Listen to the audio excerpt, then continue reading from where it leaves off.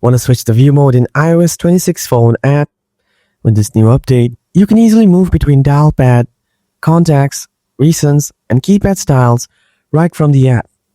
In this video, I'll show you exactly how to change the view mode step by step.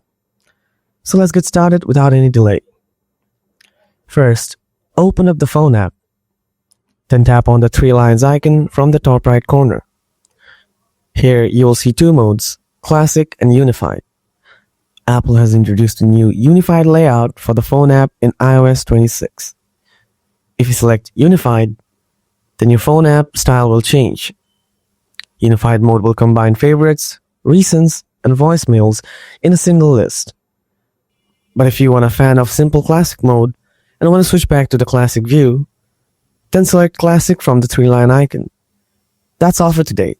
Now you know how to change the view mode in iOS 26 phone app. If you've got any questions, feel free to ask in the comments. Thanks a lot for watching, and I'll catch you in the next video. Take care.